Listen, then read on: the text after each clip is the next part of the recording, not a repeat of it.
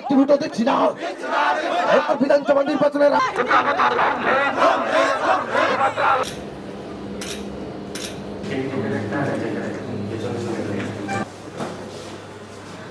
থেকে যদি বেশি থাকে এটাও বলতে পারে আমরা জয় নিচ্ছি, যেভাবে হোক এখানে শান্তিরভাবে জুলাই বাড়ি বিপ্রামতা জয় করছি।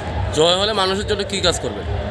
জয় হলে মানুষে কী কাজ করবে, অ্যাকচুয়ালি এটা একটু কথা বেশি হয়ে যাবে, আমি বলবো। তবে জয় হওয়ার পর অনেক নেতাদের আমরা দেখছি রাস্তা করব, স্কুল করব, কলেজ করব। আমি কিন্তু এটা বলতে চাই না, এটা ক্লিয়ার। জয় কাকে নিয়ে হোক, জয় মানুষকে নিয়ে হোক, বেকার যুবকদের বাইরে নিয়ে আজকে জয় হোক, মহিলাদের, ছাত্র যুবক, বৃদ্ধ বয়স তাদেরকে নিয়ে একটা জয় হবে।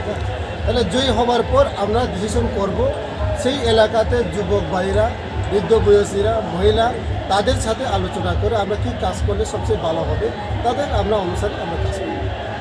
এখানে যে এমন না যে এমএলএ হবে, যে বিধায়ক হবে তারা ইচ্ছাকৃতভাবে কাজ করবে। এমএলএ বিধায়ক হচ্ছে এলাকার জন্য, এলাকার মানুষকে পাশে নিয়ে ডিসকাশন করার পর এলাকার কোন জিনিসটা আমরা আগে ডেভেলপ করতে হবে, কোন জিনিসটা পিছিয়ে রাখতে হবে, কোন জিনিসটা আগে চলতে হবে, সেটা এলাকার মানুষকে পাশে নিয়ে আমরা কাজ করব। সবচেয়ে বেশি কিসের উপর গুরুত্ব দেবে? হ্যাঁ, সবচেয়ে বেশি কিসের উপর গুরুত্ব দেবে? সব থেকে বেশি মানে কিসের, অ্যাকচুয়ালি এক বিটা না। দেখো, সতীর শান্তির বাজারে পানীয় জল থেকে আপনি শুরু করে শিক্ষা, অনেকটা স্কুল ভেঙে গেছে, এখন কিছু নেই। বৃদ্ধ ভাতা আগে পেয়েছে, এখন নাই।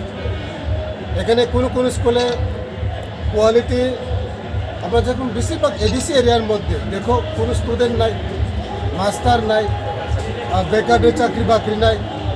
এগুলি তো আমরা প্রথমে খতিয়ে দেখতে, আর শান্তি শৃঙ্খলাতে সবচেয়ে বজায় রাখতে হইব। কোনো রাজনীতির মাধ্যমে যাতে ট্রাইবেল বাঙালি এই হুক্কাতে যাতে না আসে, তীব্রমতা এটা আমরা গ্যারান্টি দিতে পারে। আমরা কোনোভাবে এইসব কাজ করবো না। আমরা সবাই অবশ্য মানুষকে মিলিয়ে রাজনীতি করতে চাই ত্রিপুরা রাজ্যের মধ্যে, এমন সেটা